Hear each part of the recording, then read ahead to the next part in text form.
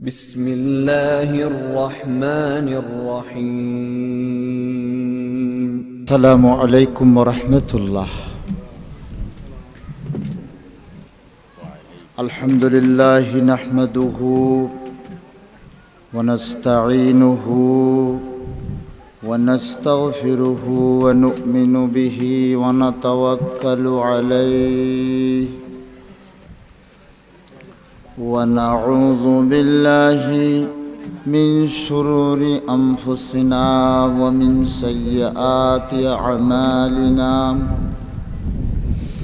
من يهده الله فلا مضل له ومن يضلل فلا هادي له، وأشهد أن لا إله إلا الله وحده لا شريك له، وأشهد أن محمدًا عبده ورسوله الذي أرسله الله بالحق بشيرًا ونذيرًا وداعيًا إلى الله بإذنه وسراجًا منيرًا. أعوذ بالله من الشيطان الرجيم. بسم الله الرحمن الرحيم. إن الله وملائكته يصلون على النبي يا أيها الذين آمنوا صلوا عليه وسلموا تسليما. اللهم صل على سيدنا مولانا محمد وعلى آل سيدنا مولانا محمد سيد الكونين والثقلين والفريقين من عرب ومن عجم. اللهم صل على سيدنا مولانا محمد وعلى آل سيدنا.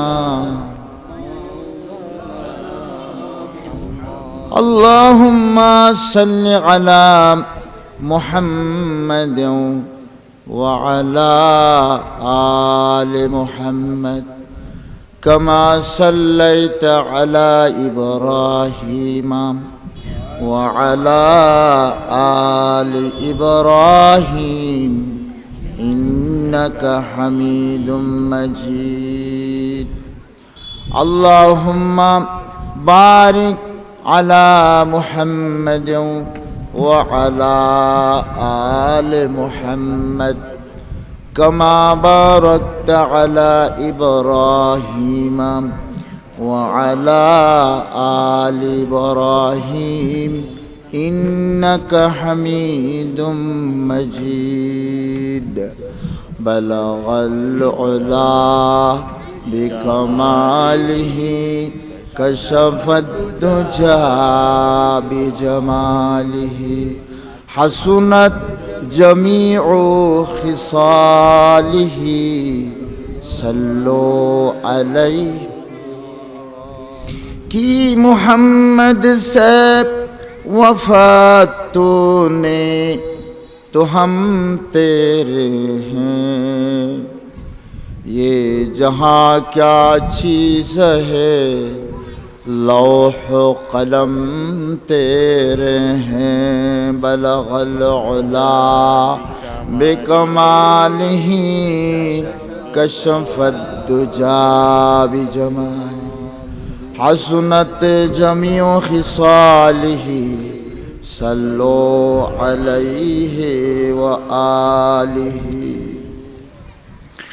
अऊज़ु बिल्लाहि मिनश शैतानिर रजीम।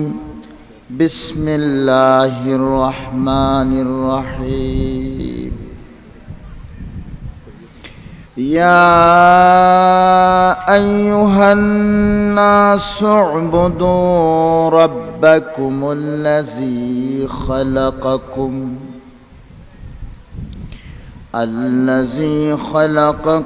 वल्लज़ीना मिन क़ब्लिकुम लअल्लकुम तत्तक़ून।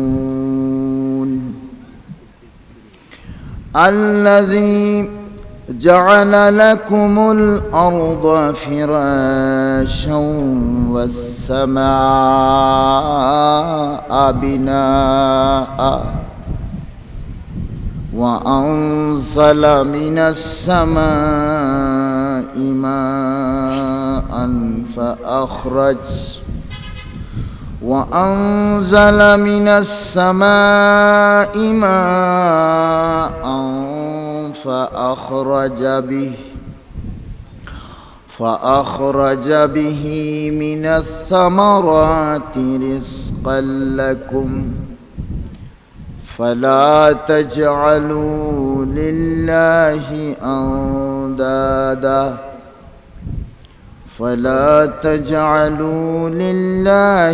أندادا وأنتم تعلمون। اللهم صل وسلم وبارك عليه। محترم मुकर्रम উকিলের পাড়া সমাজ কল্যাণ পরিষদ কর্তৃক আয়োজিত একাদশ তাফসিরুল কোরআন মাহফিলের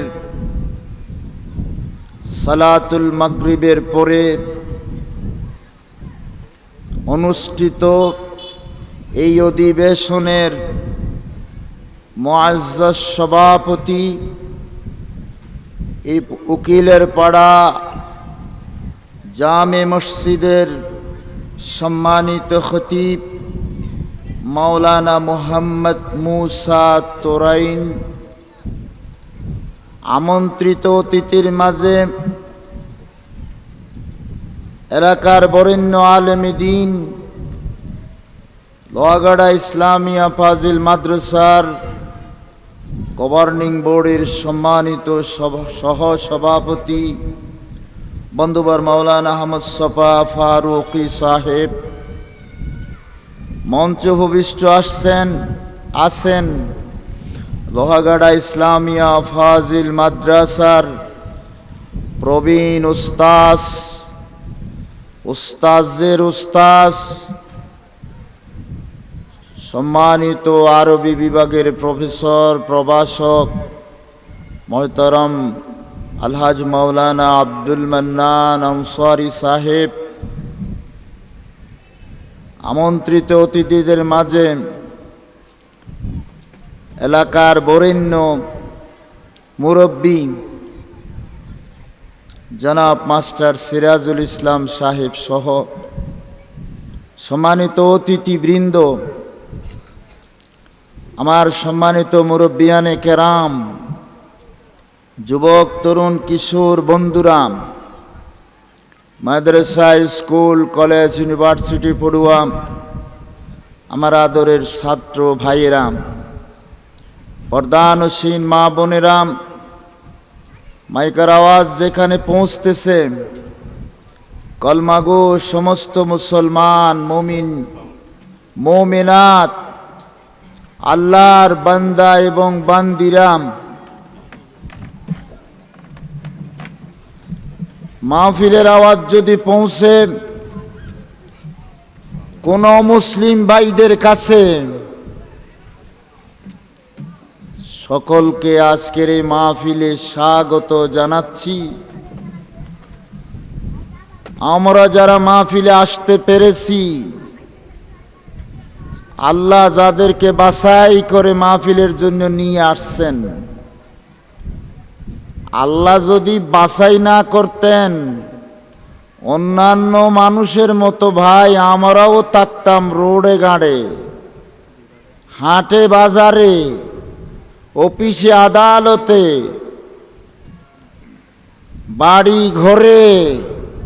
চায়ের দোকান কি এখন কোনোটা খালি আছে? উকিলের পাড়ার চা দোকানও কি এখন মানুষ নাই? অবশ্যই আছে, কিন্তু আল্লাহ ওদেরকে হয়তো আরে কিছুক্ষণ পরে আনবেন আর কি। আল্লাহ ওদেরকে এই মুহূর্তের জন্য কবুল করেন নাই। হাজার মানবতার মাঝ থেকে বাছাই করে আল্লাহ আমাদেরকে আদর করে ভালোবেসে কোরআনের মাহফিলের জন্য নিয়ে আসছেন। আমি কমজোর নালায়েক কোরআন শরীফ নিয়ে বসছি। আন্তর্জাতিক খ্যাতি সম্পন্ন মুফাসসিরে কোরআনরা আসবেন, ওনারা কোরআন শরীফ থেকে কথা বলবেন। আমিও নগণ্য গোলাম হলেও আল্লাহ কোরআনকে বুঝার জন্য আমাকেও কিছু তৌফিক দিয়েছেন বলে বিশ্বাস করতেছি। এরই পরিপ্রেক্ষিতে আল্লাহর কোরআন নিয়ে কিছু কথা আল্লাহর বান্দাদের সামনে বলবো বলে এসেছি। আল্লাহর কাছে ফরিয়াদ জানাই, আল্লাহ যেন আমাকে এবং আপনাদেরকে আল্লাহর কোরআনের জন্য কবুল করেন, আমিন। সম্মানিত হাজিরিন, মুআজ্জাজ হাজিরিন, আমি আমার যতটুকু মনে আছে এই মাহফিল বেশ কয়েক বছর ধরে আমাকে মাগরিবের পরে আলোচনা করতে বলা হয়েছে। আমার আলোচনার যে বিষয়, আমি আলিফ লাম মিম থেকে শুরু করে আসতেছি। আমার যতটুকু মনে আছে, এক রুকু আগে শেষ করেছিলাম, 20 নম্বর আয়াত পর্যন্ত আমরা তাফসীর করার চেষ্টা করে আসছি। 21 এবং 22 নম্বর আয়াত আজকের মাহফিলে আমি তিলাওয়াত করলাম। আল্লাহর কাছে হয়তো আপনারাও বলবেন যে সূরা আল বাকারার 21 এবং 22 নম্বর মাগরিবের পরে শুনছিলাম। আপনারাও বলতে পারবেন, আমি নালায়েকও বলবো আল্লাহর কাছে, আল্লাহ তুমি তৌফিক দিয়েছিলে বলেই সূরা বাকারার 21 আর 22 ওই উকিলের ফারার ফ্যান্ডেলে গিয়ে আমি শুনিয়েছিলাম, তোমার বান্দারা শুনেছিল। আল্লাহর কাছে কিয়ামতের ময়দানে আল্লাহ যেন আমাদেরকে এই মুহূর্তের এই সময়টা নাজাতের ওসিলা বানিয়ে দেন, আমিন আমিন ইয়া রাব্বাল আলামিন। মুআজ্জাজ হাজিরিন, আসুন দুটো আয়াত আমরা শুনেছি তিলাওয়াত, এবার আসবো তার অনুবাদ এবং ব্যাখ্যা নিয়ে। আল্লাহ পাক সুবহানাহু ওয়া তাআলা 21 এবং 22 নম্বর আয়াতে কি বলতেছেন, এই কথা বুঝার জন্য আমরা একটু আগে চলে যাব। আলিফ লাম মিম থেকে গোটা 20 আয়াত পর্যন্ত আল্লাহ কি আলোচনা করেছেন আমি তার সার সংক্ষেপটা শুনাই। তাফসীরে আলুসি, রুহুল মাআনি, তাফসীরে রুহুল মাআনি, তাফসীরে বায়দাবি আমি গতরাত সামান্য দেখার চেষ্টা করেছি। ওনারা যৌথভাবে বলেছেন আল্লাহ সুবহানাহু ওয়া তাআলা সূরাতুল বাকারার শুরুতে সমগ্র মানবতাকে 3 ভাগে ভাগ করেছেন। এক বাঘ হলো, এক বাঘের নাম দিয়েছেন আল্লাহ মুত্তাকিন। তাদের পরিচয় কি দিয়েছেন? আল্লাযীনা ইউমিনুনা বিল গায়ব, এইভাবে তাদের পরিচয় দিলেন। তারপরে বললেন উলাইকা আলা হুদাম মির রাব্বিহিম ওয়া উলাইকা হুমুল মুফলিহুন। আল্লাহ পাক বুঝিয়ে দিলেন একদল হলো মুমিন মুত্তাকি। ওদের পরিণতি কি হবে? ওরা রবের হেদায়েতের উপর অবস্থান করবে সারা জীবনটা। মরণের পরে তারা কামিয়াবি হাসিল করতে পারবে। দ্বিতীয় দলের বিবরণ দিলেন ইন্নাল্লাযীনা কাফারু সাওয়াউন আলাইহিম। আল্লাহ বললেন দ্বিতীয় দল হলো কাফির সম্প্রদায়। সাওয়াউন আলাইহিম বলে বিস্তারিত কিছুক্ষণ কথা বলে আল্লাহ তাদের পরিণতির কথা বললেন। এই ভাষায় বললেন খাতামাল্লাহু আলা কুলুবিহিম ওয়া আলা সামঈহিম ওয়া আলা আবসারিহিম গিশাওয়াতুন ওয়া লাহুম আযাবুন আযীম। কাফেরদের পরিণতির কথা বললেন আযাবে আলীম। এরপরে তৃতীয় দলের আলোচনা শুরু করলেন আল্লাহ।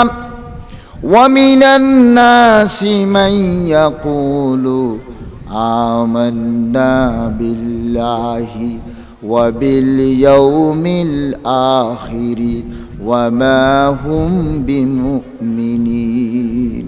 আল্লাহ পাক তৃতীয় দলের পরিচয় দিলেন ওই যাদেরকে আল্লাহর নবী মুনাফিক শব্দটা উচ্চারণ করলেন পরিষ্কার করে। কোরআন শরীফের মধ্যে নেফাক শব্দটা অনেকবার এসেছে। তৃতীয় দল কারা? মুনাফিক।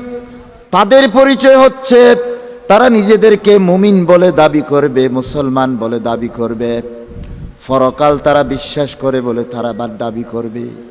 আল্লাহ বলেন না, ওয়া মা হুম বিমুমিনিন, তারা কখনো ইমানদার হবে না, পরিচয় দিলেন। এবার তাদের পরিণতির কি কথা বললেন? আল্লাহ তাদের পরিণতির কথা বললেন ওয়ালাহুম আযাবুন আলীমুম বিমা কানু ইয়াকযিবুন। আল্লাহ এই মুনাফিকের পরিণতিও কাফেরদের পরিণতির চাইতে আরো ভয়াবহ। ওখানে আযাবে আযীম, এখানে আযাবে আলীম।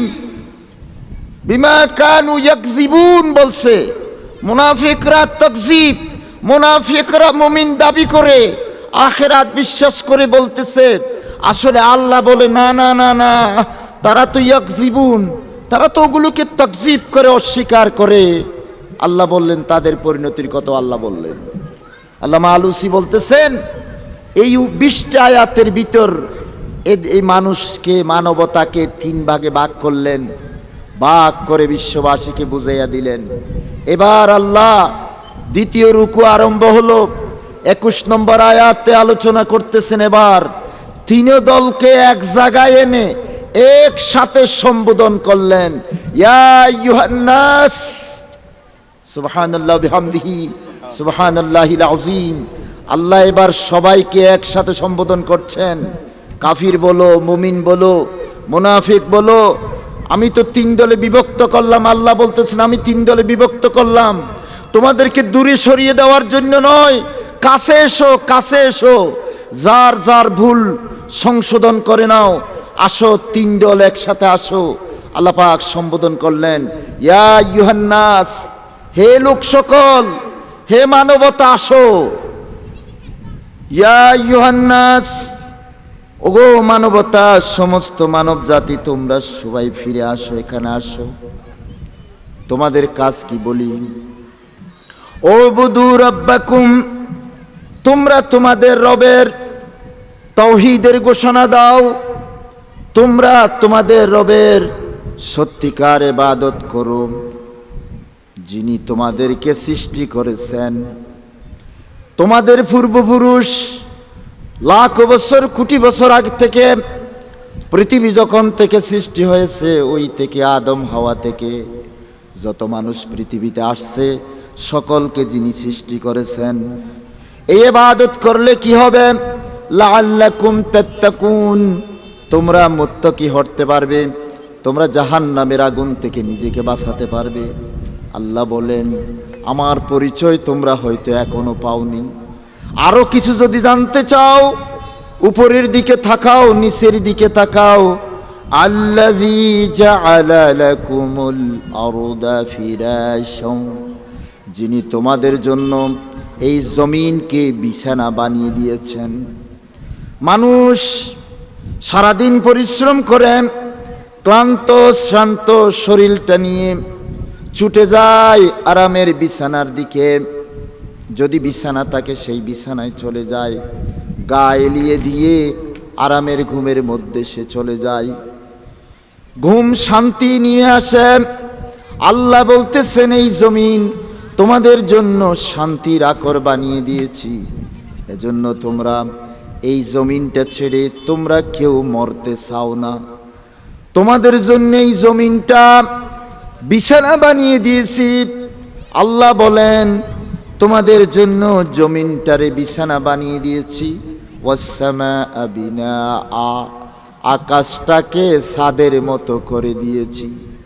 ওয়াসসামাআ বিনাআ, উপরের দিকে তাকাও, আকাশের দিকে। তোমার জন্য আমি আকাশ তৈরি করেছি, তোমার জন্য এই জমিন বানিয়েছি। এই মহাপৃথিবী, এই পৃথিবীটা যেন, এই মহাবিশ্বটা যেন তোমার জন্য আমি ঘরে পরিণত করেছি। এটা তোমার জন্য আমি ঘর বানিয়ে দিয়েছি। তুমি খাবে কি? খাওয়ার দায়িত্ব তোমার উপর তুলে দিই নাই, বরং ওয়া আনজালা মিনাস সামাই মাআন ফাআখরাজা বিহি মিনাস সামারাতি রিজকাল লাকুম। আল্লাহ বলেন, আমি উপর থেকে, আকাশ থেকে, আমি মেঘমালা থেকে, সামাউন মানে মেঘমালা, আমি মেঘমালা থেকে বৃষ্টি বর্ষণ করেছি।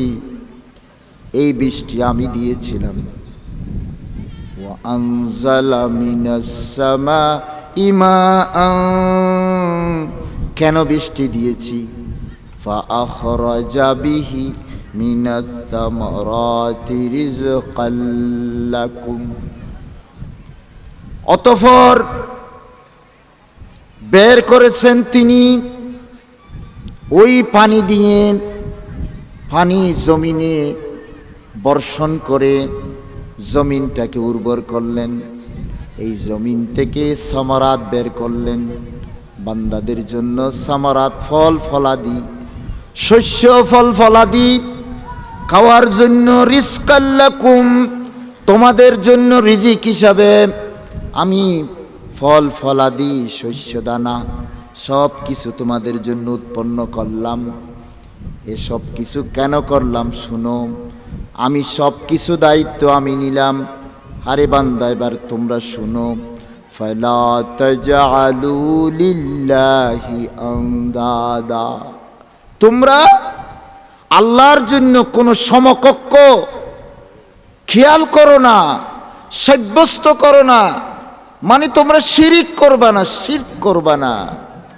আমার জন্য দুইটি নির্দেশ দিলাম। 1 নম্বর উবুদু রাব্বাকুম, 2 নম্বর লা তাজআলু লিল্লাহি আনদাদা, আল্লাহর সাথে কোনো কাউকে কোনো কিছুকে শরীক করবা না।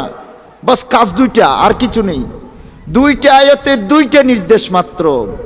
একটা করতে বলেছি, আরেকটা না করতে বলছি। একটা আমর, আরেকটা নাহি। ইসলাম কি? ইসলাম হলো আমর এবং নাহির সমষ্টি। দুর্ভাগ্য, কে কাকে বুঝাইবে রে আল্লাহ। ইসলাম মানে হলো আমর এবং নাহি, আর কিছু নয়। আমাদের দেশে আজ ঝগড়া হচ্ছে, এই ঝগড়া এখানকার নয়, অনেক দিন আগে থেকে চলে আসতেছে। আল্লাহর নবী বলেনি, কিন্তু উম্মতরা করতেছে, উম্মতরা করতেছে। ও করলে অসুবিধাটা কি? করলে অসুবিধাটা কি?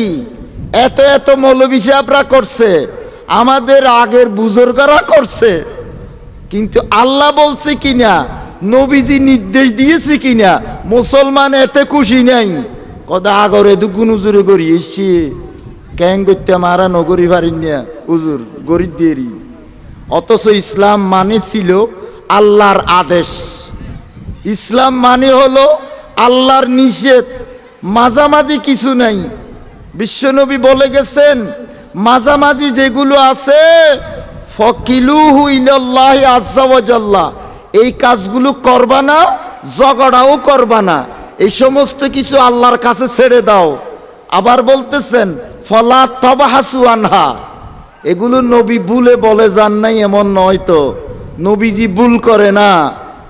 বাড়িয়ে রবিউল আউয়ালের দিন রসুল পাকর মিলাদ শরীফ পালন করা, নবীজি তো জীবনে কোনোদিন একবারও বলে নাই আমি পৃথিবীতে বাড়িয়ে রবিউল আউয়ালে এসেছি।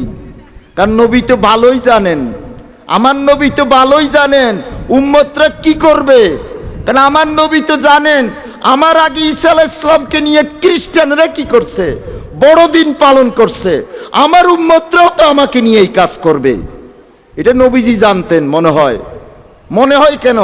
অবশ্যই এই কারণে কোনো আলেম বলতে পারবেন না নবীজি জীবনে কোনোদিন মুখ খুলেছেন আমি বাড়িয়ে রবিউল আউয়ালের দিন আসছি। অথচ আমাদের দেশের মসজিদগুলোতে হুজুররা খুতবা দেয় আজিয়া বড় দিন হওয়া, আজিয়া রসুল দুনিয়াতে এসে দেওয়া। এখন যদি হুজুরকে বলা হুজুর চাই এই খুতবা কোনোদিন আবু বকর সিদ্দিক দিয়ে কিনা, হযরত উমর ফারুক কোনোদিন রবিউল আউয়ালের ফজিলতের উপর একটা খুতবা জীবনে দিছিল কিনা, হযরত ওসমান দিয়েছিল কিনা, ইমাম আবু হানিফা কোনোদিন দিয়েছিল কিনা রবিউল আউয়ালের ফজিলতের উপর। অথচ আমাদের মসজিদগুলোতে রবিউল আউয়ালের ফজিলতের উপর খুতবা দেওয়া হয়। এগুলো আমরা বানিয়ে টুনিয়ে কোনো মতে বলি আরি, তা না হলে মনে হয় খতিবগিরিও চলে যাবে। তো বলতে চাচ্ছিলাম কি, কোথায় চলে যাচ্ছিলাম, ইসলাম হলো আদেশের নাম, ইসলাম হলো নিষেধের নাম, মাঝামাঝি কোনো কিছুর নাম ইসলাম হতে পারে না। আমার ভাইগণ বন্ধুগণ, আসুন বোঝার জন্য চেষ্টা করি দুটো কথা, এক একটা শব্দের উপর কিছু বিশ্লেষণ করব, আল্লাহ পাক যদি তৌফিক দেন। প্রথম কথা হলো আল্লাহ পাক সম্বোধন করছেন ইয়া আইয়ুহান নাস, ইয়া আইয়ুহান নাস সম্বোধন করেছেন, ওগো মানব মণ্ডলী। আমি আগেই বললাম এখানে মুসলমান, কাফির, মুনাফিক সবাই আছে, পুরুষ নারী, আবাল বৃদ্ধ বনিতা সবাই আছে। কিন্তু ইমাম বাগাবী রাহিমাহুল্লাহ বলতেছেন যে এই আইয়ুহান নাসের ভিতর দুই শ্রেণীর মানুষ নাই। এক শ্রেণী হলো যারা বালেক হয়নি, আরেক শ্রেণী হলো যাদের মাথা ঠিক নাই, পাগল, মজনুন। ইমাম বাগাবী লিখতেছেন লা ইয়াদখুলুহু আস-সিগারু ওয়াল মাজানিন, সেগার এবং মজনুনরা এই ওয়াজের আওতা ভিতর নেই। সুবহানাল্লাহ বিহামদিহি সুবহানাল্লাহিল আযীম। সেগার এবং মজনুনরা ওয়াজের আওতার ভিতর নেই। সুতরাং আইয়ুহান নাস, হে লোক সকল বলতে কাদেরকে বোঝানো হয়েছে আমরা আশা করি বুঝতে পেরেছি। আল্লাহ পাক এরপরে বলতেছেন ওগো বিশ্ব মানবতা, সমস্ত মানব মানবী সবাই মিলে শোনো, পাগল এবং শিশু বাদ দাও। তোমাদেরকে আল্লাহ যাদেরকে বয়স দিয়েছেন, বালেক হওয়ার মতো বয়স পৌঁছিয়ে দিয়েছেন, মস্তিষ্ক ঠিক রেখেছে, দুনিয়া চিনতেছ, আল্লাহকে বুঝতেছ, দুনিয়া চিনতেছ, পরিবার চিনতেছ, সমাজ চিনতেছ, তোমাদেরকে নির্দেশ দিলাম একটা শুধু কথা, উবুদু রাব্বাকুম। উবুদু শব্দের অর্থ হলো দুটি অর্থ মুফাসসিরুনে কেরাম লিখছেন, বেশিরভাগ মুফাসসিরুনে কেরাম লিখছেন উবুদু মানে হলো, উবুদু মানে হলো ওয়াহিদু, ওয়াহিদু তার মানে তাওহীদের ঘোষণা দাও, তাওহীদের ঘোষণা দাও। সকলে মিলে এই মহাবিশ্বের স্রষ্টা যে একজন আছে, এই মহাবিশ্বের একমাত্র একজন যে স্রষ্টা আছে, এই ঘোষণা নিজে গ্রহণ করো, মানবতার মাঝে সেই ঘোষণা প্রকাশ করো, তাওহীদের ঘোষণা দাও। ওই পরে নিষেধাজ্ঞা আসতেছে, লা তাজআলু লিল্লাহি আন্দাদা, ওখানে শিরিক না করার কথা বলছি। এজন্য ও বুদু মানে হচ্ছে ওয়াহিদু, তোমরা তাওহীদ মেনে নাও, এক আল্লাহর ওয়াহদানিয়তের কথা তোমরা নিজেরা মানো এবং অপরকে মানাও। দ্বিতীয় তাফসীর হচ্ছে যেটা সবাই জানে, তোমরা ইবাদত করো, আল্লাহর ইবাদত করো, তোমরা তোমাদের রবের ইবাদত করো। এরপরে যেই শব্দটা আসছে সেটা হচ্ছে লাআল্লাকুম তাত্তাকুন। সাধারণ অর্থ হলো আশা করা যায় তোমরা মুত্তাকি হবে। এই তাত্তাকুনের দুইটা তাফসীর বলি। একটা তাফসীর হলো তানজু মিনাল আযাব, তোমরা আল্লাহর আযাব থেকে রেহাই পাবে, আল্লাহর আযাব থেকে নিজেদেরকে রক্ষা করতে পারবে। লাআল্লাকুম তাত্তাকুনান নারা, তোমরা জাহান্নামের আযাব থেকে নিজেকে বাঁচাতে পারবে। লাআল্লাকুম তানজু মিন আযাবিন নার, জাহান্নামের আযাব থেকে তোমরা নাজাত পাবে। একটা তাফসীর। দ্বিতীয় তাফসীর হচ্ছে তাকুনুনা মিনাল মুত্তাকিন, তোমরা সেই মুত্তাকি হতে পারবে যেই মুত্তাকির কথা আল্লাহ পাক কোরআন শরীফের শুরুতে হুদাল্লিল মুত্তাকিন বলেছেন। সেই মুত্তাকি খাঁটি মুসলমান তোমরা হতে পারবে যদি শুধু এক আল্লাহর ওয়াহদানিয়ত, এক আল্লাহর ইবাদত যদি করতে পারো, এক আল্লাহর ওয়াহদানিয়ত, এক আল্লাহর ইবাদত যদি করতে পারো, তাহলে লাআল্লাকুম তাত্তাকুন, তুমি সেই মুত্তাকি হতে পারবে, সেই মুসলমান হতে পারবে যেই মুসলমান হওয়ার জন্য আল্লাহ পাক বলেছেন ওয়ালা তামুতুন্না ইল্লা ওয়া আনতুম মুসলিমুন। সেই মুসলমান হয়ে তুমি দুনিয়া থেকে বিদায় গ্রহণ করতে পারবে। সুতরাং এক আল্লাহর ওয়াহদানিয়ত, এক আল্লাহর ইবাদত তুমি করো। এরপরে মজার কথা পেলাম, লাআল্লাহ মানে তো সম্ভবত, মাদ্রাসায় পড়ানো হয় লাআল্লাহ শব্দের অর্থ হলো সম্ভবত। তো সম্ভবত এটা তো হতেও পারে, নাও হতে পারে। এই শব্দটার উপর বিশ্লেষণ অনেকে অনেক রকম করেছেন, কিন্তু রাইসুন নাহওয়িন আল্লামা সিবুয়াই বলতেছেন কোরআন শরীফে দুটো শব্দ, একটা হলো লাআল্লাহ আর একটা হলো আসা। আসা একটা শব্দ আছে, এই দুটো শব্দ হলো হরফে তরজি, হরফা তরজ্জিন। এটা হরফে তরজ্জি মানে আশা করার কথা আছে, কিন্তু আল্লাহর ক্ষেত্রে এই দুইটা শব্দ আশার অর্থ নেওয়া যাবে না। আল্লাহ যখন বলবেন লাআল্লাহ, তখন ধরে নিতে হবে অবশ্যই তার অর্থ করতে হবে। আল্লামা সিবুয়াই বলতেছেন লাআল্লাহ আসা হরফা তরজ্জিন ওহুমা মিনাল্লাহে ওয়াজিব।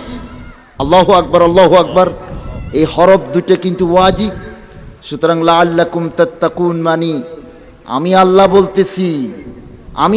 বলতেছি, নিশ্চিতভাবে জেনে রাখো, আমার এই নির্দেশটা যদি তোমরা মেনে নিতে পারো, ওয়াহদানিয়ত তাওহীদকে যদি মেনে নিতে পারো, ইবাদত যদি শুধু আমার করতে পারো, তোমাদের সেই রবের ইবাদত যদি করতে পারো, তোমরা ধরে রাখো, নিশ্চিতভাবে ধরে রাখো, জাহান্নামের আগুন থেকে তোমরা রক্ষা পাবে, তোমরা মুত্তাকি হয়ে দুনিয়া থেকে বিদায় গ্রহণ করতে পারবে।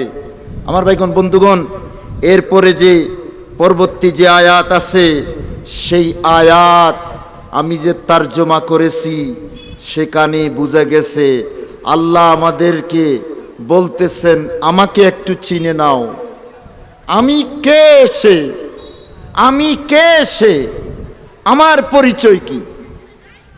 আল্লাহ পাক এই দুটা আয়াতের মধ্যে নিজে যে পরিচয় দিলেন, আল্লাহ বুঝাতে চাচ্ছেন আমি সেই তোমাদের রব, ইবাদত করতে বলতেছি, তোমাদের রবের ইবাদত করতে বলতেছি, তোমাদের রবকে একটু শুনো। প্রথম পরিচয় হচ্ছে আল্লাযী খালাকাকুম, যিনি তোমাদেরকে অনস্তিত্ব থেকে অস্তিত্ব দান করেছেন। ছিলে না তোমরা, তোমাদেরকে পৃথিবীতে পাঠিয়েছেন, সমস্ত কিছু দিয়ে পৃথিবীর মধ্যে তোমাকে পাঠিয়েছেন। 2 নম্বর পরিচয়, শুধু তুমি আসনি, তোমার বাপ দাদারা এই আসছিল পৃথিবীতে।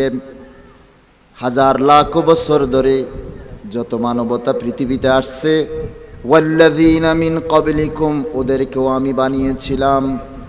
3 নম্বর পরিচয়, এই যে জমিন, আল্লাযী জাআলা লাকুমুল আরদা, যেই জমিন তোমাদের জন্য বিছানা বানিয়ে দিলাম।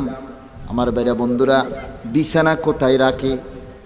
বিছানা কেউ মাঠের মধ্যে রাখে না, বিছানা কেউ ছাদের মধ্যে রাখে না, বিছানা কেউ পুকুরের মধ্যে রাখে না। বিছানা কোথায় রাখে? সেই রুমের মধ্যে রাখে, যেই রুমের মধ্যে সমস্ত কিছুর আয়োজন থাকে।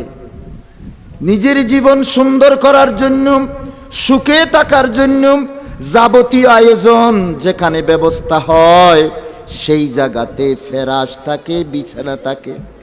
আল্লাহ যেন এই কথা বলে বুঝাইছেন আমি এই পৃথিবীটার মধ্যে যাবতীয় আয়োজন করে, তুমি আসবে বলে, তোমরা আসবে বলে আগে থেকে এই দুনিয়াটা আমি তোমাদের জন্য সাজিয়েছিলাম।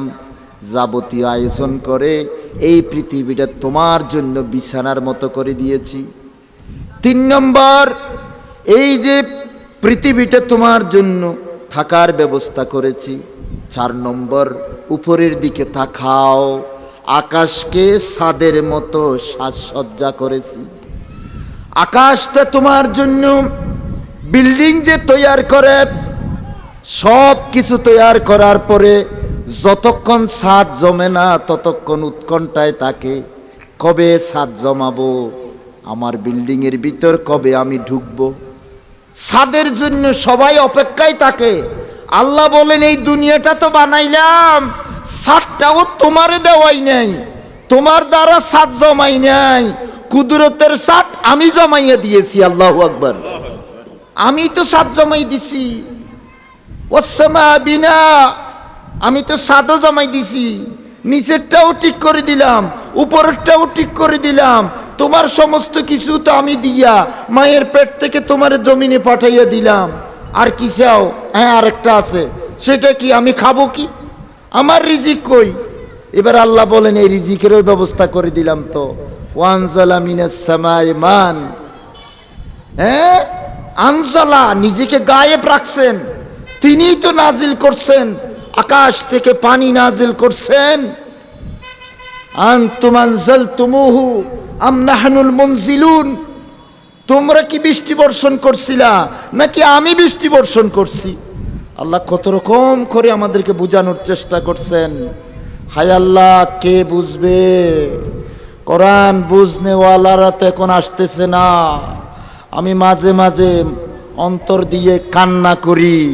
লোহাগাড়া ইসলামিয়া ফাজিল মাদ্রাসা থেকে আলেম কি আর উঠবে না? যেদিকে তাকাই আলেম তো খুঁজে পাচ্ছি না। এত বড় একটা মাদ্রাসা, আলেম কি আর উঠবে না? খুঁজে পাচ্ছি না।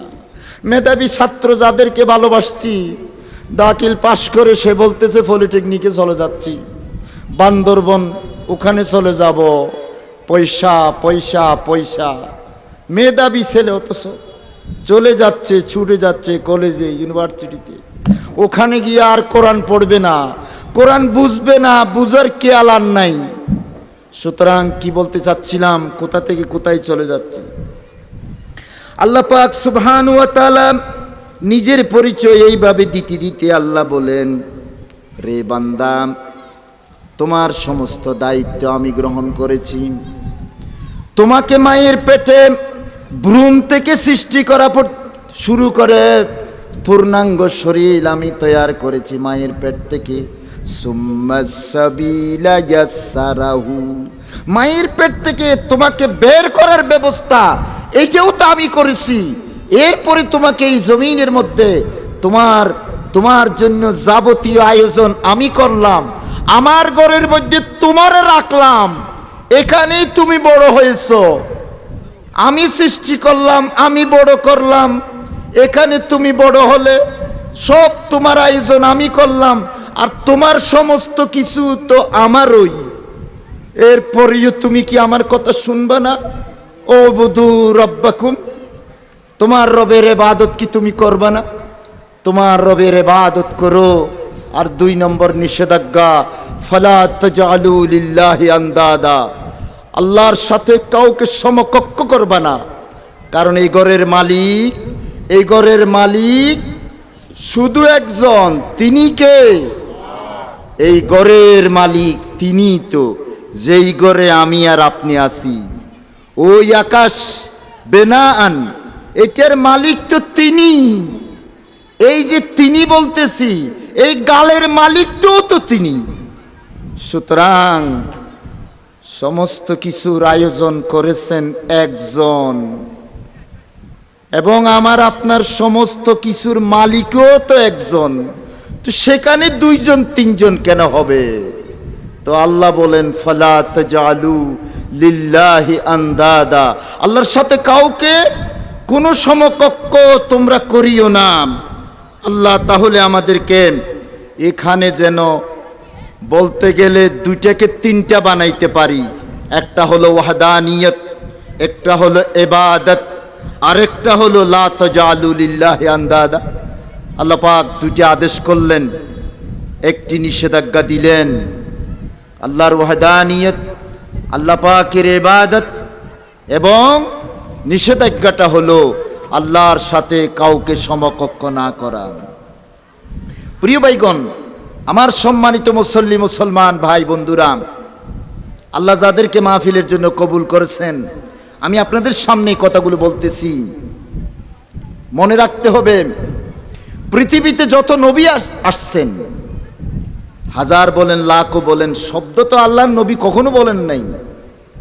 নবীর সংখ্যা নবীজি কখনো বলে যান নাই। তা আমি কেমনে বলবো? এগুলো যাদের সাহস আছে তারা বলবে, আমার তো অত সাহস নাই। আমি 2টা কথার উপর আমার জীবনটা কাটাতে চাই। একটা হলো আল্লাহ এবং রাসূল কি বলেছেন, আরেকটা হলো আল্লাহ এবং রাসূল কি নিষেধ করেছেন।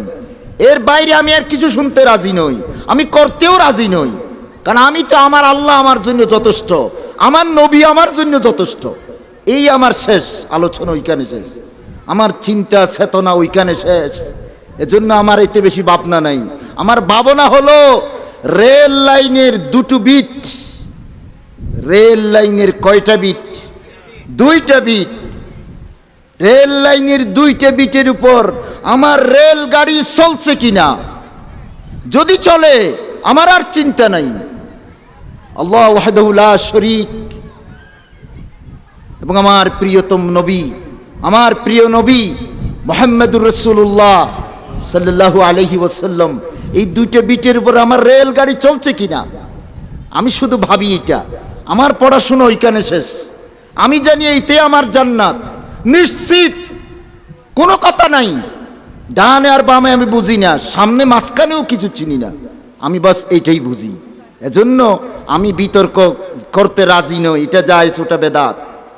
আমি বরং বলবো, আমি সুন্নতের উপর জীবন কাটাতে চাই। তর্ক বিতর্কে আমি যেতে রাজি নই। এগুলো আপনারা করুন, যারা করবে তারা করবে। যারা বলবে করলে অসুবিধাটা কি, এই অসুবিধা কিতাব নিয়ে আপনারে মরতে হবে, কোরআন হাদিস নিয়ে মরতে পারবেন না। করলে অসুবিধাটা কি, এই অসুবিধা কিতাবটা খুঁজে বাইর করেন, ওইটা নিয়ে কবরে যান। আল্লাহ মাফ করুন বলুন। অথবা আপনি যদি বলেন এত এত উজুরে গড়িয়েছি, এত এত মলিশা বলে গড়িয়েছি, গরিগুম তো গরিগুম, আল্লাহ রসুল নসিনি, নাউজুবিল্লাহ বলেন। ফরের বাক্যটা অবশ্য বলে না, আল্লাহ রসুল নসিনি এ কথা বলে না, ওইটা বলে না। এত এত মৌলবী সাহেবরা করছে, এত এত ফিসিয়াবরা করছে, যাহার দাদার সাইড দিন ফাতিয়া দিয়ম দিয়ম, আল্লাহ রসুল নদজ্ঞই। অসুবিধাটা কি? সাল্লিশও দিয়ম দেববারে, লুড়িও দেখিল বাইরকম ব্যাপারে দরকার হইলে খান আগর মৌলী সাহেব বলে তো গয়ে বাধা ন দে। সুতরাং ক্ষণ হতানো বুঝি না, কোরআন হাদিস চিনি না, বাল মানুষ। আমার প্রিয় ভাইরা, প্রশ্ন কখনো করবেন না প্রিয় নবী বলেছেন কিনা, প্রিয় নবী বলেছেন কিনা, নবী যে করেছেন কিনা। চতুর্থ দিন ফলার নামক এই জিনিস কত সোয়াবের নিয়তে আমরা দিচ্ছি। হায় হায়, আমার বাবা মারা গেল, মা মারা গেল, দাদা মারা গেল, দাদু মারা গেল, ওদেরকে সুন্নত মতে বিদায় দিতে পারতেছি না, ওদের উপর যেন গজব নেমে আসছে। দুইটা বিট যেন যথেষ্ট নয় রেলগাড়ি চলার জন্য। আমরা খুঁজি না রসুলকে, যেখানে যাই তেমন হয়ে যায়। যেন আমাদের অবস্থা হলো ফানি, যেই গ্লাসে ভরে রংটা ঠিক এরকমই হয়ে যায়। আমরা আল্লাহ এবং রসুলকে যেন যথেষ্ট মনে করতেছি না। প্রিয় ভাইগণ, আমি আমার বংশধর আমার সন্তানদেরকে বলি, বাবারা, আমার মেয়েরা, কোনো কথা নাই, আল্লাহ এবং রসুল মেরে নিয়ে বস যথেষ্ট। পড়াশোনা করবা, আল্লাহ এবং রসুল কি বলেছেন এবং কি নিষেধ করেছেন, বাস, এরপরে আর কোনো কিছুর দরকার নেই। তাহলে বলতে চাচ্ছিলাম, পৃথিবীতে সমস্ত নবী রাসূলগণের দাওয়াত কি? এই দুটো আয়াত। একটি হলো আল্লাহর ইবাদত করো, 2 নম্বরে হলো আল্লাহর সাথে শরীক করো না। পৃথিবীতে যত নবী রাসূল আসছেন এই দুইটা কথা নিয়ে আসছিলেন। পৃথিবীতে যত কিতাব আসছিল, তাওরাত, জাবুর, ইনজিল সহ যত কিতাব আসছিল, কোরআন মজিদ সহ, সমগ্র কিতাবের সারমর্ম হলো এই দুইটা আদেশ এবং নিষেধ। ইসলামের মূল কথা কি? ইসলামের মূল কথা এই দুইটা। এই কারণে আমরা সকলে কোরআন শরীফের ওই দুইটা শব্দ প্রতিদিন, শুধু প্রতিদিন নয়, প্রতি রাকাতে আমরা বলি ইয়াকা না'বুদু ওয়া ইয়াকা নাস্তাঈন। শুধুমাত্র কেবলমাত্র তোমারই ইবাদত করি, শুধুমাত্র কেবলমাত্র তোমার কাছে সাহায্য চাই। আমার বেগুন মুসলমান ভাইরা, আল্লাহ পাক সুবহানাহু ওয়া তাআলা আমাদেরকে দিয়ে আল্লাহ পাক সুবহানাহু ওয়া তাআলা এই আদেশ এবং নিষেধ আমাদের কাছে পাঠিয়েছেন। বারবার কোরআন শরীফের মধ্যে এতবার আসছে, লা তুশরিক বিল্লাহি শাইআম, আল্লাহর সাথে কোনো কিছুকে শরীক করো না, শিরিক করো না। ইবাদত ওয়াহদানিয়ত, বিপরীতে শিরিক থেকে নিজেকে বাঁচানো, এই নির্দেশ ছাড়া কোনো নবী রাসূল পৃথিবীর বুকে আসে নাই। তাহলে আমাদেরকে গুরুত্ব দিতে হবে। গুরুত্ব দিয়ে যে কথাটা বুঝতে হবে সেটা হচ্ছে উবুদু রাব্বাকুম। এ নিয়ে কিছু কথা হলো, লা তাজআলু লিল্লাহি আনদাদা, আল্লাহর জন্য কোনো সমকক্ষ তোমরা নির্ধারণ করবা না, আল্লাহর সমকক্ষ কাউকে নিয়ে আসো না। এই আয়াতটা বোঝার জন্য আমি যে কয়টা উদাহরণ দিতে চাচ্ছি সেটা বলার আগে আবার বলতেছি, লা তাজআলু লিল্লাহি আনদাদনের সার কথা হলো তোমরা আল্লাহর সাথে শরীক করো না, আল্লাহর সাথে শরীক করো না। এইটাই হলো নির্দেশ, এইটাই হলো নিষেধাজ্ঞা। এবার আসুন, এই শিরিকে মুসলমান কিভাবে ঢুকছে আমার আলোচনা সেখানেই নিবদ্ধ। সেটা হচ্ছে এই যে আমরা বলি ইয়াকা না'বুদু, শুধু তোমার ইবাদত করি, শুধু তোমার ইবাদত করি, এই যে বললাম, এটার অর্থ কি? এটার অর্থ হলো আমি খতিব সাহেবের ইবাদত করি না, আমি ইমাম সাহেবেরও ইবাদত করি না। ইমাম সাহেবের পিছনে আমি নিয়ত করার সময় বলছিলাম আল্লাহু আকবার, তার মানে আপনি বড় নন। ইমাম সাহেব হুজুর, আপনি যে আমার সামনে গেছেন, আপনি বড় নন তো, আল্লাহই বড়। সুতরাং আমি আপনার জন্য আসি নাই, আমি আল্লাহর জন্য আসছি।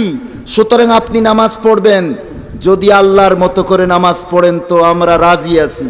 যদি আপনি আল্লাহর মতো করে নামাজ না পড়েন, আপনাকে মানতে আমরা রাজি নাই। স্লোগান দেব, আল্লাহু আকবার বলবো, যদিও না মানেন সুবহানাল্লাহ বলতে থাকবো, কিন্তু আপনাকে আমরা মানব না। ঠিক না বেঠিক? তাহলে ইয়াকা নাবুদু, শুধু তোমারই ইবাদত করব। আমার ভাইগণ বন্ধুগণ, এই যে আপনারা দেখুন, আপনাদের মসজিদে থাকতে পারে ওজিফা, ছোট ছোট ওজিফা নামক কিছু আছে নাকি? উকিলের ভাড়া আছে, আছে। ওইখানে ইসলামের নামে বানানো মৌলবী সাহেবরা বানাইছে আর কি। কি কি আছে? দরুদে হাজারি শরীফ, দোয়ায়ে গঞ্জল আরশ, দোয়ায়ে কদা, খদ্দা খদ্দা, এগুলো আপনারা একটু কালকে দেখবেন। আল্লাহর কসম দিয়ে বলে যাচ্ছে, দজ্জাল, ওরা দজ্জাল। যারা দরুদে হাজারি শরীফ বানাইছে ওরা দজ্জাল। যারা দোয়ায়ে কদা বানাইছে আলেম নামীয় দজ্জাল। বানানোর অধিকার তোমারে কে দিল? তুমি কি তোমার আল্লাহ এবং রসুল তোমার জন্য যথেষ্ট নয়? এই 30 পারা কোরআন যথেষ্ট নয় কি? সিত্তা নয়, সেহাতিসা 9টা হাদিস শরীফ বড় বড়, ওগুলো যথেষ্ট নয়? কোথাও কি দোয়ায়ে কদা আছে? গঞ্জল আরশ বলে, আরো কত কিছু বানাই বানাই ওজিফা নামে মসজিদের ভিতরে গলায় দিছি। এবার মুসলমানরা এগুলো ফড়ে ফড়ে কতজনে কত খাঁদা খাঁদের দে। আমার ভাইগণ বন্ধুগণ, এই কান্না আল্লাহর দরবারে পৌঁছবে না। আমি হজের মৌসুমে দেখলাম, ওই হজের যেখানে খুতবা দেওয়া হয় 9 তারিখের আরফাতের ময়দানে, সেই মসজিদে নামিরার প্রথম অংশ যেইখানে খুতবা দেই মসজিদের প্রায় অর্ধেক অংশ, ওই অংশটা আরফাতের ময়দান নয়, ওটা আরফাত নয়, ওটা আরফাতের ময়দানের বাহিরে। আল্লাহর নবী বলে গেছেন, এইখানে দাঁড়ালে আরফাতের সব পাওয়া যাবে না।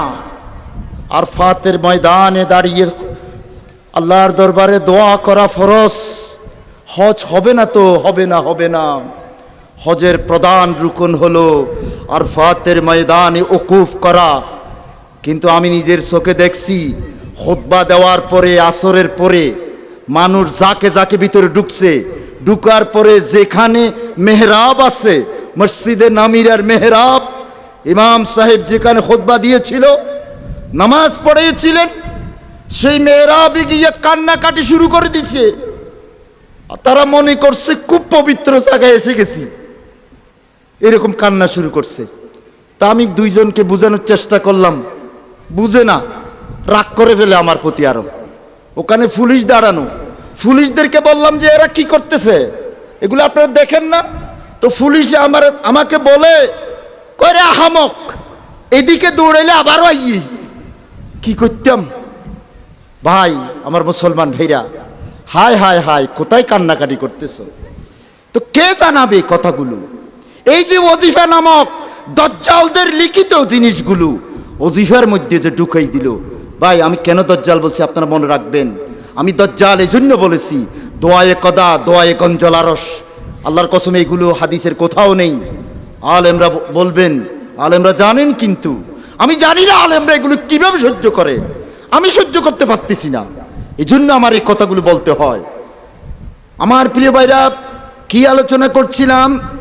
আমরা বলছিলাম ইয়াকা নাবুদু ওয়া ইয়াকা নাস্তাইন বলেছিলাম।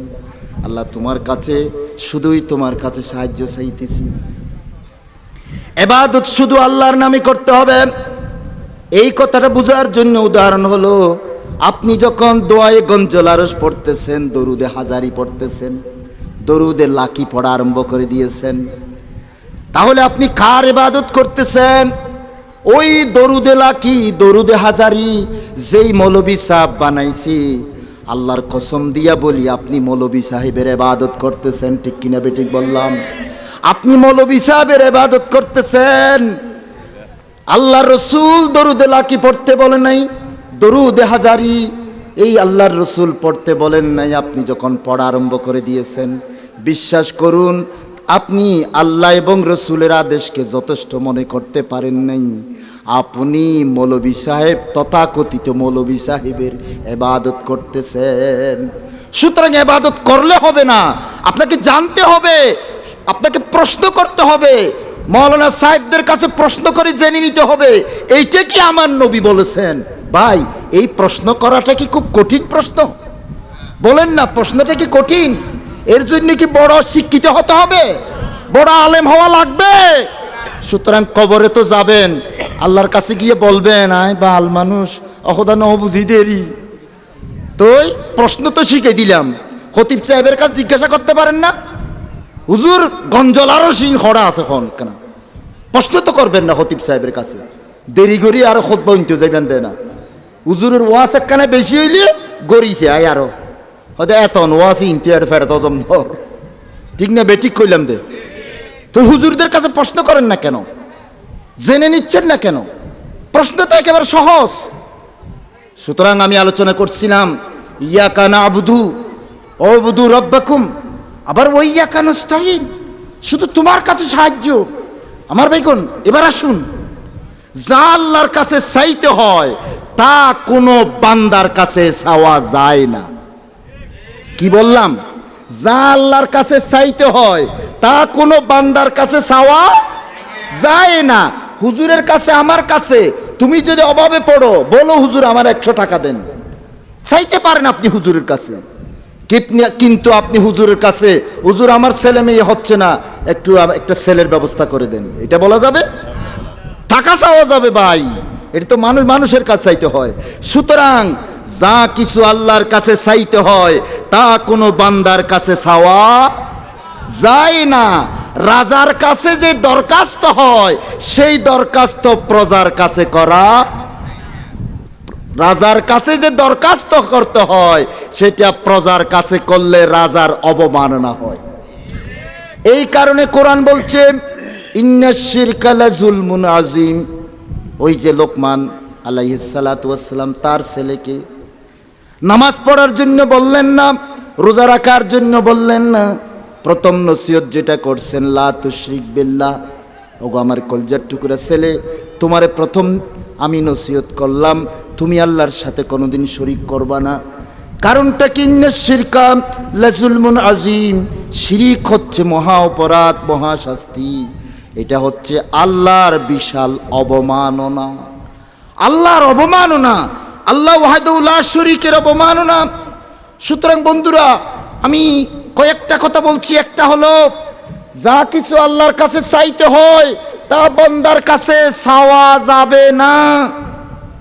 2 নম্বর, উলামা একরাম, আউলিয়া একরামের কাছে দোয়া চাওয়া যাবে, সন্তান চাওয়া যাবে। কারণ মানুষ মানুষের কাছে দোয়া চাইতে পারে। স্বয়ং আমার নবীও সাহাবীর কাছে দোয়া চেয়েছিলেন, দোয়া চাইতে পারবেন, কিন্তু সন্তান চাওয়া যাবে না। রোগে শোকে বিপদে আপদে উদ্ধার করার জন্য আউলিয়া একরাম, ওলামা একরামের কাছে বলা যাবে না, দরখাস্ত করা যাবে না। হুজুর আমার অসুখ ভালো হচ্ছে না, হুজুর ভালো করে দেন, এই কথা বলা যাবে? কারণ এই দরখাস্তটা কোথায় পাঠাতে হবে? এই দরখাস্ত কার কাছে? আল্লাহর কাছে এই দরখাস্ত পাঠাতে হবে। আমার ভাইরা বন্ধুরা, আলেমদের কাছে, আউলিয়া কেরামের কাছে কি চাওয়া যাবে সে কথাও বললাম। আল্লামা কুশাইরি কি বলতেছেন শুনুন। আল্লামা কুশাইরি তাফসীরের মধ্যে বলতেছে, মানুষ, দুনিয়াতে যত মানুষ আসছে সবাই আল্লাহর মুখাপেক্ষী। মুখাপেক্ষী নয় কে? শুধু একজন মুখাপেক্ষী নয়, সমস্ত সৃষ্টি মুখাপেক্ষী। শুধু একজন মুখাপেক্ষী নয়, তিনি হলেন স্রষ্টা, তিনি হলেন খালেক। নবী রাসূল সহ সমস্ত মখলুক হলো। নবী রাসূল সহ সমস্ত মখলুক অভাবী, সমস্ত মখলুক ফকির। এই কারণে মূসা আলাইহিস সালাতু ওয়াস সালাম যখন মিশর দেশ ছেড়ে চলে যাচ্ছিলেন, যাইতে যাইতে মাদায়েনে পৌঁছে গেলেন। মাদায়েনে পৌঁছে যাওয়ার পরে মূসা আলাইহিস সালাতু ওয়াস সালাম একটি গাছের তলায় কিছুক্ষণ বসলেন। গাছের তলায় বসে দোয়া করা আরম্ভ করে দিয়েছেন। সেই দোয়াটার অংশ হলো এইভাবে দোয়া করলেন। কি দোয়া করতেছেন? মূসা আলাইহিস সালামের দোয়াটা আমি লিখে আনছি সূরা কসস থেকে। মূসা আলাইহিস সালাম বলতেছেন, রব্বি ইন্নী লিমা আনজালতা ইলাইয়া মিন খায়রিন ফাকির। মূসা আলাইহিস সালাম বললেন, ওগো আল্লাহ, তুমি আমার কাছে যা কিছু নাজেল করবে, যা কিছু তুমি আমাকে দেবে দিয়েছো, আল্লাহ গো আমি তোমার দরবারের ফকির। আল্লাহু আকবার। জলিলুল কদর পয়গম্বরে বলতেছে আমি ফকির। আউলিয়া একরামদেরকে কি মনে করতেছেন আপনারা? আমি ফকির বলতেছেন। তো আল্লামা কোশায়রি বলতেছেন একজন ফকির কি করে আরেকজন ফকিরের কাছে ভিক্ষা চায়। আল্লাহু আকবার। তুমিও ফকির, আউলিয়া একরামও তো ফকির। যেখানে মূসা আলাইহিস সালাম ফকির আর তুই ফকিরের দরবারে যে কি চাইতেছ। আল্লামা কোশায়রির তাফসীর খুবই ভালো লাগে। জীবনে পড়ার সুযোগ হয় নাই। আমার পিএইচডি নিতে গিয়ে এই সমস্ত তথ্যগুলো ওই প্রফেসররা, কুষ্টিয়া ইউনিভার্সিটির প্রফেসর হিজবুল্লাহ, রাজশাহী ইউনিভার্সিটির প্রফেসর, ঢাকা ইউনিভার্সিটির প্রফেসররা, চট্টগ্রাম বিশ্ববিদ্যালয়ের প্রফেসররা, ওনারাই আমাকে এই সমস্ত জিনিসগুলো হাই দিয়েছিলেন। আর আপনাদের একজন অতিথি, এই যে মেহমান আসতেন, এইবার দাওয়াত দিতে পারেন না আপনারা, প্রফেসর ডক্টর মফিজুর রহমান আমাকে অনেক সহযোগিতা করছেন, অনেক কিছু দিয়েছেন। আমি ওনার কাছে প্রাথমিকভাবে আমার ল্যাপটপটা ওনার কাছে দিয়ে আসছিলাম কয়েকদিনের জন্য। উনি আমার জন্য অনেক মেহনত করছেন। আল্লাহ তাআলা ওনাকে হায়াতে তয়্যিবা এনায়েত করুন, আমিন বলুন। কি বলতে চাচ্ছিলাম যে আল্লাহর কাছে যা চাইতে হয় তা কোনো বান্দার কাছে চাওয়া যাবে না। কারণ আল্লাহ ছাড়া আল্লাহই হলেন আল্লাহুস সামাদ। সমত তো একজনে না, অমুখাপেক্ষী তো একজন, বাকিরা সবাই ফকির। ফকির কি করে আরেকজন ফকিরের কাছে যাই রে বন্ধু? সমদের কাছেই তো সবাই যাবে, ঠিক না বেঠিক বললাম? আমার বাইরে বন্ধুরা, প্রধানমন্ত্রীর কাছের লোক যদি কেউ তাকে সচিব, প্রধানমন্ত্রীর মুখ্য সচিব কখনো ইউনূস সাহেবের কাছে দরখাস্ত করতে পারে না। আমরা আল্লাহর কাছের মানুষ ছিলাম। আল্লাহ নিজে বলেছেন ফাইন্নী করিব, আমি কাছে আমি দূরে নই। আল্লাহ নিজে বলেছেন আমি কাছে আমি দূরে নই। এই কারণে তুমি যখন বান্দা মাগরিবের নামাজ পড়ো, ইশারের নামাজ যখন ছোট ছোট করে পড়ো, আমি আল্লাহ তোমার কাছে থাকার কারণে সব কিছু শুনতে পাচ্ছি। আল্লাহু আকবার। আমরা তো আল্লাহর কাছে যখন, তাহলে আমরা কেন দূরে সরতেছি? আমরা কেন দূরে সরে যাচ্ছি? আমরা কেন অন্যের কাছে গিয়ে বলতেছি নানান কিছু অভাব অভিযোগের কথা? প্রিয় ভাইগণ, অনেকে বলে হুজুর ওলিয়া একরাম মাজারে গুরিত দিয়ে ইনহেনে নগুরিত্য বহুত দিন আল্লাহর কাছে চাইলাম খামনর। নাউজুবিল্লাহ পড়ছেন না? আসলে হতেও পারে। আচ্ছা ভাই, আল্লাহর কাছে যা চায় সব কি আল্লাহ দিবেন বলে কথা আছে নাকি? দিবেন? কেন দিবেন ভাই? ওই যে কোন হুজুর নাকি বলছে কেউ ফিরে না খালি হাতে, হাজা তোমার দরবারে। তার মানে হাজা সাহেবের দরবার থেকে কেউ খালি হাতে কেন ফিরে? তবে আল্লাহর দরবার তো ফিরি। আল্লাহর চাইতে হাজা অনেক বড় হয়ে গেছে। নাউজুবিল্লাহ বলবেন না? আল্লাহর কাছে চাওয়ার পরও পাইনি এরকম হাজার লক্ষ মানুষ আছে না নাই? আছে তো ভাই। আপনারাও তো অনেক সময় দোয়া করছেন, সব দোয়া কবুল হয়েছে অথবা আপনি পেয়েছেন, এ কথা কি আপনি নিশ্চিতভাবে বলতে পারবেন? তাহলে এবার ওই তাহিরি হুজুরকে বলেন, তাহলে আল্লাহর দরবার থেকে অনেকে ফিরে আসে, কিন্তু আপনার খাজা বাবার দরবারে কেউ ফিরে না খালি হাতে, খাজা তোমার দরবারে। আমার ভাইগণ বন্ধুরা, আমার সম্মানিত মুসল্লি ভাইগণ, কি বলতে চাচ্ছিলাম, এই এরা বলে হুজুর বহুত দোয়া করকি হামনর। এবার আমি আপনাকে বলি ভাই, আপনি দোয়া করছিলেন, আপনি ফজরের নামাজ, মাগরিবের নামাজ, এশারের নামাজ পড়ছেন, এই নামাজগুলো কার সামনে পড়েছেন? আল্লাহর সামনে পড়েছেন। আপনি তো মনে মনে বিশ্বাস করেন আমার নামাজগুলো আল্লাহ কবুল করতেছেন, আর আপনি বলতেছেন সন্তান চেয়েও আপনি পান নাই, আপনার দোয়া কবুল হচ্ছে না। বন্ধুরে, কেন কবুল হচ্ছে না এবার শুনেন। এক নম্বর কারণ হলো, আপনাকে যদি সন্তান দেয়, আপনি ব্যবসা বাণিজ্যের কথা বলেছেন, ওই ব্যবসা যদি আল্লাহ আপনারে দেন, আপনার ক্ষতি হবে সেটা আপনি জানেন না। আপনি আল্লাহর কাছে যে মোনাজাত করতেছেন ওটা যদি পূরণ হয় আপনি লাভবান হবেন না, আপনার ক্ষতি হবে। এই কারণে আল্লাহ আপনার ওই ইবাদত, ওই মোনাজাত আল্লাহ কবুল করেন নাই। দুই নম্বর কারণ হলো, দুই নম্বর কারণটা শুনেন। দুই নম্বর কারণ হলো, হতে পারে বন্ধু তুমি আল্লাহর প্রতি নারাজ করেছো, আল্লাহকে তুমি অসন্তুষ্ট করেছো বন্ধু, আল্লাহকে তুমি রাজি করতে পারো নাই, তোমার দোয়া এই কারণে কবুল হয় নাই। তো হুজুর এখন কি করব তাহলে? এখন তাহলে ওলি আল্লাহর দরবারে যাইবই। যখন গুনাহগার বান্দা আপনি বললেন যে আল্লাহর রাজি করি ন পারি, তো আমি এখন ওলি আল্লাহর দরবারে যাইবই, ফাইলে আজমিশরি যাইবই হুজুর, কেন করতাম তো এই কথা বলবেন তো? এবার শুনুন, এবার শুনুন কোরআন শরীফ থেকে সমাধান। আল্লাহ নারাজ হওয়ার কারণে যদি বন্ধু তোমার দোয়া কবুল না হয়, বন্ধুরে তুমি দূরে সরে যেও না, তুমি কান্দো, তুমি তওবা করো, আল্লাহর কাছে তুমি কায়মন বাক্যে আল্লাহরে বলো, আল্লাহ তুমি আমারে মাফ করে দাও। প্রধানমন্ত্রীর সচিব, প্রধানমন্ত্রীর মুখ্য সচিব যদি, তার উপর যদি প্রধানমন্ত্রী অসন্তুষ্ট হয়, তিনি যদি চলে আসেন ইউনূস সাহেবের কাছে, প্রধানমন্ত্রী কখনো তার প্রতি সন্তুষ্ট হবেন না। আমার সচিব ইউনুর কাছে কেন গেল? সে তো আমার কাছ থেকে সরাসরি প্রধানমন্ত্রীর তহবিল থেকে নেওয়ার কথা, ইউনুর তহবিল থেকে নিতে গেল প্রধানমন্ত্রী কখনো খুশি হবে না। এজন্য বন্ধু আল্লাহকে রাজি করুন। আপনি ওলি আল্লাহর দরবারে গেলে হবে না। শুনেন, শুনেন, ভালো করে শুনেন। ওই যে আল্লাহর রসুলের কলিজার টুকরা চাচা আবু তালেবের নাম শুনছেন? সেই আবু তালেব রসুলকে রাজি করছিল। আবু তালেব কিন্তু আল্লাহর রাসূলকে রাজি করছিল। এটার প্রমাণ কি? এন্তেকালের পরে রসুল আর কারো জন্য এত কান্দে নাই, চাচার জন্য যেভাবে কাঁদছে। আল্লাহু আকবার, আল্লাহু আকবার।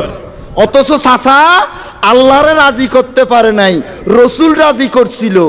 এবার হুজুরে কান্দা আরম্ভ করছে, আমার চাচারে কলমা পড়াইতে পারলাম না। এখন শুনুন এবার কি অবস্থা। আল্লাহর পক্ষ থেকে কোরআন শরীফের আয়াত নাজিল হয়ে গেল।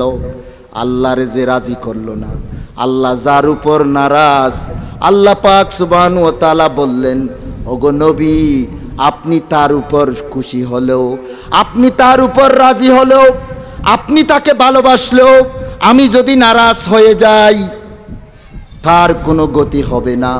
কোরআনের ভাষা এরকম, ইন্নাকা লা তাহদি মান আহবাবতা। আল্লাহ বলেন, ওগো আমার নবী আপনি হিদায়াত করতে পারবেন না, জান্নাতে নিতে পারবেন না যারে আপনি প্যার করেন, ভালোবাসেন। ওগো নবী আপনি যারে ভালোবাসেন, যে আপনাকে ভালোবাসা সৃষ্টি করছে, আপনি চাইলে তারে হিদায়াত করতে পারবেন না। ওয়ালাকিন্নাল্লাহা ইয়াহদি মান ইয়াশা, আল্লাহ যারে চাইবেন হিদায়াত করতে পারবেন।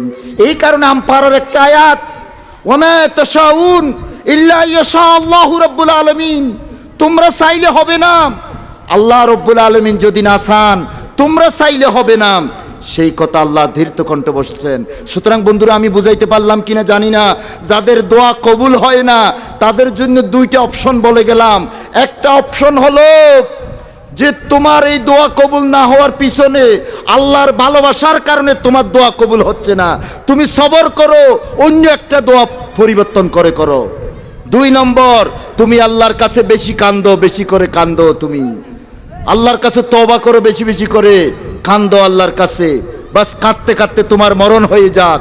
এরপরও তুমি ওই দরগা, ওই ফিরৌলিয়ার মাজারে মাজারে ঘুরিয়া ঘুরিয়া দরখাস্ত নিয়ে ঘুরিও না বন্ধু, দোয়ার জন্য যাইও, জিয়ারতের জন্য যাইও। আল্লাহ কবুল করুন, আমিন বলুন। আমার ভাইরা বন্ধুরা, সাহাবায়ে কেরাম কেমন ছিলেন শুনুন। আল্লাহর নবীর সাহাবারা, নবীজি যতদিন বেঁচে আসছিলেন, নবীজির কাছে কখনো আল্লাহর কাছে যে দরখাস্ত করতে হয়, আল্লাহর কসম নবীজির কাছে সেই কোনোদিন দরখাস্ত করে নাই। কোন সাহাবী বলেন নাই, ইয়া রাসূলুল্লাহ আমি আসছি, আমার একটা ছেলের জন্য আপনার দরবারে আসছি, আপনি আল্লাহর কাছ থেকে আমাকে একটা ছেলে এনে দেন। এই কথাও কোনোদিন বলেন নাই সাহাবারা। নবীজির কাছে দোয়া চাইতেন, ওগো আল্লাহর রাসূল আমার জন্য একটু দোয়া করুন। এবার নবীজির যখন ইন্তেকাল হয়ে গেল, মদিনাতুত তৈয়বাতে শুয়ে গেছেন, এই ইন্তেকালের পরে আর কোনোদিন নবীর কাছে কোনো রকমের দরখাস্ত তো দূরের কথা, দোয়া ও নবীর কাছে কোনোদিন করেন নাই। তার মানে হচ্ছে নবীজির কাছে কোনোদিন বলেন নাই, ওগো প্যারে নবী, ইয়া রাসূলুল্লাহ, ইয়া হাবিবাল্লাহ। সেখানে গিয়ে সালাম দিতেন, ওই যে মদিনা শরীফ গিয়ে বলতেন, আসসালাতু ওয়াসসালামু আলাইকা ইয়া রাসূলুল্লাহ। এইভাবে দোয়া, এইভাবে সালাম দিতেন। সাহাবারা জিয়ারত করতেন নবীজিকে সালাম দেওয়ার জন্য। ওই যে নবীজির কবর মোবারকের পাশে সাহাবারা যেতেন, যখনই সময় পেতেন সেখানে সালাম দিতেন, জিয়ারত করতেন। আল্লাহর কসম দিয়ে বলতেছি, আমার গবেষণামূলক কথা আছে, সেটা হচ্ছে কখনো সাহাবায়ে কেরামরা নবীর ওখানে গিয়া দোয়া চান নাই, হুজুর আমার একটু দোয়া করেন, আমি খুব বিপদে আছি, এরকম কোনো দোয়া করেন নাই। মনে রাখবেন, আবু বকর সিদ্দিক রাদিয়াল্লাহু তাআলা আনহুর কথা মনে রাখবেন, কত যাতনা, কত কষ্ট পেয়েছিলেন। তিনি যখন খলিফা হলেন, ইয়ামামার যুদ্ধ হলো, রিদ্দের যুদ্ধ হলো, কি মহাবিপদের মধ্যে চলে গেছে, যাকাত স্বীকারকারীদের নিয়ে কোনি মহাবিপদের মধ্যে পড়ে গেছে। পীর নবী তো আর নাই। আবু বকর সিদ্দিক কোনোদিন এই বিপদের সময় নবীর কবরে গিয়া কোনো রকমের কিছু চান নাই। হযরত উমর অর্ধ পৃথিবী শাসন করছেন, নবীজির কবরের পাশে গিয়া কিছু চান নাই কোনোদিন। হযরত উসমান তো মহাবিপদের মধ্যে পড়ে গেছেন, বন্দী হয়ে গেছেন মসজিদের বারান্দায়, কিছুক্ষণ পরে ওনাকে হত্যা করা হবে। হযরত উসমান রাদিয়াল্লাহু তাআলা আনহু নবীজির দরবারে গিয়া কোনোদিন কোনো রকম কিছু চান নাই। হযরত আলী রাদিয়াল্লাহু তাআলা আনহুর বিপদ তো আরো বেড়ে গেছে। ওইদিকে আপন ভাই মানে দ্বীনি ভাই মুআবিয়া রাদিয়াল্লাহু তাআলা আনহু সিরিয়া থেকে বিদ্রোহ ঘোষণা করছেন। এদিকে হযরত আলী, ওইদিকে মুআবিয়া। কি হবে উম্মতের অবস্থা? এমন করুণ অবস্থায় এমন কোনো হাদিস কেউ দেখাতে পারবে না, কোনো ইতিহাসের কিতাবের মধ্যে দেখাতে পারবে না হযরত আলী আল্লাহর নবীর দরবারে ছুটে গেছে। কেউ দেখাতে পারবে না। এই মহাবিপদের সময় আল্লাহর নবীর কাছে গিয়া কোন রকমের দোয়া করা ওনারা করেন নাই। বলছিলাম জিয়ারত করবার জন্য যেতেন, বারবার সময় পেলে যেতেন, সালাম করবার জন্য নবীজির দরবারে যেতেন, রিয়াজুল জান্নাতে ইবাদতের জন্য যেতেন। মসজিদে হারামে ইবাদত করলে 500 রাকাতের সওয়াব পাবে, এই কারণে ওইখানে যেতেন, কিন্তু নবীর কাছে গিয়ে ফরিয়াদ করতেন না। ওই যে বলছিলাম যে আল্লাহর কাছে যা চাইতে হয় সেটা কোনো বান্দার কাছে চাওয়া যাবে না, এই জন্য যাইতেন না। আমির মুআবিয়াও যাই নাই কোনোদিন দামেস্ক থেকে এসে। আমার ভাইরা, এই ছিল সাহাবায়ে কেরামদের জীবন। আর আমরা আজকে কোথায়, আমাদেরকে কোথায় নিয়ে যাওয়া হচ্ছে? এই জন্য বলছিলাম সাহাবায়ে কেরামের জীবন এইভাবে গেছে, তাদের জীবন এইভাবে গেছে, নবীজির কাছে এইভাবে ছিল। একদিন নবীজি বেঁচে আছিলেন, বলতেছেন এক বেদুইন আসলো। বেদুইন একটা এসে নবীজির সাথে একটু কথা বলতেছিলেন, নানান কিছু কথার এক পর্যায়ে বললেন যে হুজুর আমার একটা কথা, যে আল্লাহ আপনাকে কত বন্ধু বানাইছেন, আল্লাহর বন্ধু তো আল্লাহ যা চান পৃথিবীতে তাই হয়, তো আল্লাহ তো আপনাকেও কিছু ক্ষমতা দিয়েছেন বলে মনে হয়। তো আমার ইচ্ছে হয় আমি একটা কথা বলি, মাশাআল্লাহ ওয়াশার রাসূল, এরকম একটা শব্দ বললেন, মাশাআল্লাহ ওয়াশার রাসূল, এই কথা বললেন। এই কথা বলার পরে আল্লাহর নবী কি বলছেন শুনুন। আজকের আয়াতের তাফসীরের মধ্যে কথাটা আসছে। আল্লাহর নবী বলতেছেন, রাগ করে বলতেছেন, আজআলতনি লিল্লাহি নিদ্দা, আজআলতনি লিল্লাহি নিদ্দা। কোরআন শরীফে বলছে ফালা তাজআলু লিল্লাহি আন্দাদা, আন্দাদার ওয়াহিদ হলো নিদ্দা। আল্লাহ রসুল রাগ করে বলতেছেন, তুমি কি আমাকে আল্লাহর সমকক্ষ মনে করছো? সুবহানাল্লাহ বলেন, নাউজুবিল্লাহ বলেন। তুমি কি আমাকে আল্লাহর সমকক্ষ? ভাই, সমকক্ষ মানে কি? আল্লাহ যেমন শক্তিশালী, আমার হুজুর কেবলও শক্তিশালী, এইটারও সমকক্ষ। আল্লাহ যেরকম পারে আর হুজুরও চাইলে পারিব, আল্লাহ তো লই আইব দেরি। হ্যাঁ, এই রকম কথাবার্তা আল্লাহর নবী সহ্য করতে পারে নাই। তুমি এইটা কি করছো? এই তোমার কথা সংশোধন করো। হুজুর বলে সংশোধন কর। কি বলবা? বলো, কুল মাশা আল্লাহু ওয়াহদাহু। বলো তুমি, এক আল্লাহ যা চায় পৃথিবীতে তাই হবে। এক আল্লাহ যা চায়, ওয়াহদাহু লা শরীক যা চায় সেটাই হবে পৃথিবীতে। এই কথাটা তুমি সংশোধন করো আমার বেগন। সুতরাং আমার আলোচনা থেকে আমি যে কথাগুলো বোঝাতে চাচ্ছিলাম, সমস্ত ক্ষমতার মালিক শুধুমাত্র কে? ক্ষমতার বিকেন্দ্রীকরণ বাংলাদেশে ক্ষমতার বিকেন্দ্রীকরণ করছিল মরহুম এরশাদ। এরশাদ ক্ষমতার বিকেন্দ্রীকরণ করছিল, উপজেলা করছিল। আমার আল্লাহ কিন্তু ক্ষমতার বিকেন্দ্রীকরণ করেন নাই। সুতরাং সমস্ত ক্ষমতা কার হাতে? কুদরতের হাতে, আল্লাহর হাতে সমস্ত ক্ষমতা আল্লাহ পাক রেখে দিয়েছেন। সুতরাং আল্লাহর কাছে চলে যান। আসুন, আমরা বিশ্বাস করি। এবং একটা আমাদের এইখানে বিশ্বনবী চলে যাওয়ার পরে একটা গল্প কে বা কারা বানাইছে, গল্পটা বলি, সেই গল্পটা বলি, ছোট্ট গল্প বলবো। সেই গল্পটা বানাইছে। গল্পটা কিরকম? কোরআন শরীফের সূরা নেসার মধ্যে আছে, ইজ্জলামু জাউকা ফাস্তাগফিরুল্লাহ ওয়াস্তাগফার লাহুমুর রাসূল। এটা সার সংক্ষেপ। আমাদের কেউ কেউ বলে, কওয়া গুনাহ করলে নবীর কাছে যা পড়িবে আগদি। নবী বলে গুনাহ করলে নবীর কাছে যা পড়িব, এড়ে এড়ে আল্লাহর কাছে মাপ চাইলে নবী। আপনারা কিছু পড়বেন না? গুনাহ করলে কার কাছে যা পড়িব? নবীর কাছে যা পড়িব হত আগদি। তারপরে বলে, তারপরে আল্লাহর কাছে। সূরা নেসার আয়াতিবে সুন্দর করে পড়িব। আমি পড়ছি আয়াতটা, ওই আয়াতটা পড়িয়ে বুঝাইয়ে দিবেন যে নবীর কাছে যা পড়িব গুনাহ করলে। এইটা নাকি তাদের আকীদা। আমার ভাইগণ, এই আকীদা সাহাবাদের ছিল না। এই কথাটা আমি বললাম, সাহাবাদের এই আকীদা কোনোদিন ছিল না। নবীজির ইন্তেকালের পরে গল্প একটা বানাইছে, কোত্থেকে কোন এক বেদুইন নাকি, কোত্থেকে কোন এক বেদুইন নাকি বলে নবীর ইন্তেকালের খবর পাইয়া চলে আসছে। আসার পরে নবীজির কবরের পাশে দাঁড়িয়ে কান্নাকাটি শুরু করে দিল। বলতেছে, ওগো নবী, আপনি তো আমাদের ছেড়ে চলে গেছেন। কোরআনে নাকি আছে, কোরআনে নাকি আছে গুনাহ করলে আপনার কাছে আসতে হয়। আমি আপনার কাছে আসলাম, এবার আপনি আমার গুনাহ মাফের ব্যবস্থা করে দেন। ওই বেদুইন নাকি সেটা বলছিল। আল্লাহর রসুল নাকি কবর মোবারক থেকে আওয়াজ দিয়ে বলল, তোমার গুনাহ ক্ষমা হয়ে গেছে। নাউজুবিল্লাহ। আওয়াজ দিয়ে নাকি বলছে। দেখুন, খেয়াল করুন, গল্পটা নবীর ইন্তেকালের পরে। এটা কোরআন হাদিস তো কোথাও নাই। এটা ইতিহাসের কোন বইতে আছে সেটাও জানি না। একবার আমাদের বড় বড় হুজুররা আবার ফিস্টে সহ বলতেও পারে, কারণ কোনো কোনো বইতে থাকবে, তো অবশ্যই থাকবে, ফিস্টে সহ বলতেও পারবে।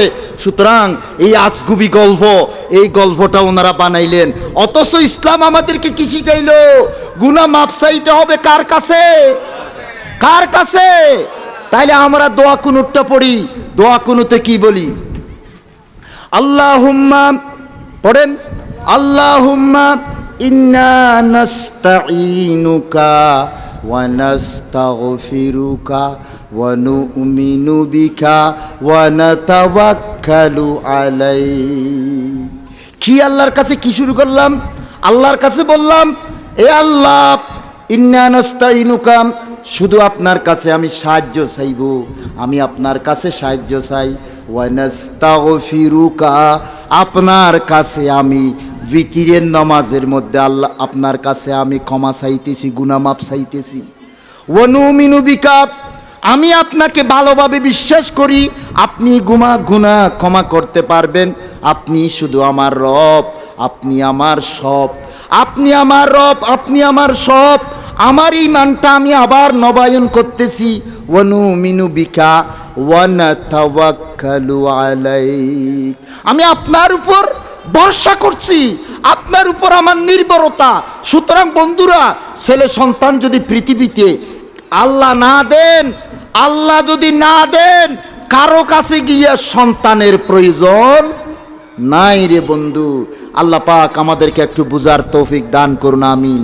এতক্ষণ পর্যন্ত যে দুইটা আয়াতের উপর আলোচনা করলাম, এই দুইটা আয়াতের এই কথাগুলো, তাফসীরগুলো আল্লাহ পাক আমাদের দিলের ভিতর, আমাদের পৃথিবীতে যতদিন বেঁচে থাকবো, আল্লাহ যেন আমাদের অন্তরের ভিতরে এইগুলো জাগরুক করে রাখেন। সকলে বলুন আমিন। এবং আল্লাহ পাক যেন এই মতে আমরা আমাদের আকীদা, আমাদের নিয়ত, আমাদের আমল যেন সংশোধন করতে পারি। ফামানিত্তাকা ওয়া আসলাহা, আল্লাহ পাক বলতেছেন, যার কলজের ভিতর আল্লাহর ভয় এসে গেছে, ওয়াজ শোনার পরে শুনে শেষ করে নাই, ওয়া আসলাহা, জীবনের সংশোধন আসছে, ফালা খাউফুন আলাইহিম ওয়ালা হুম ইয়াহজানুন। আল্লাহ বলেন, ওলিয়ায়ে কেরামের ব্যাপারে ওয়াজ শুনছো, ওলিয়ায়ে কেরামের কোনো খৌফ নাই, চিন্তা নাই। অথচ কোরআনের মধ্যে আয়াত, এই আয়াতটা 12 জায়গায় আসছে। ওলিয়ায়ে কেরামের ব্যাপারে আসছে মাত্র কয়বার? একবার। শহীদদের ব্যাপারে আসছে 2 বার। কিন্তু দরবারে দরবারে ওয়াজ শুনলে দেখা যায় এই আয়াতটা বুঝি একটাই আছে, আলা ইন্না আউলিয়া আল্লাহি লা খাউফুন আলাইহিম ওয়ালা হুম ইয়াহজানুন। আমার সর্বশেষ যে আয়াতটা পড়লাম, সেখানে বলতেছে আউলিয়া হওয়ার দরকার নাই, তুমি আল্লাহর ভয় অন্তরে জাগো, আল্লাহর সাথে তোমার সম্পর্ক সৃষ্টি করো। তুমি বলো, আল্লাহ আমার রব, আল্লাহ আমার সব। আমার সাথে আপনারাও বলেন, আল্লাহ আমার রব, আল্লাহ আমার সব। সুতরাং সেই রবের উপর তাওয়াক্কুল করুন। ওয়ানা তাওয়াক্কালু আলাইক।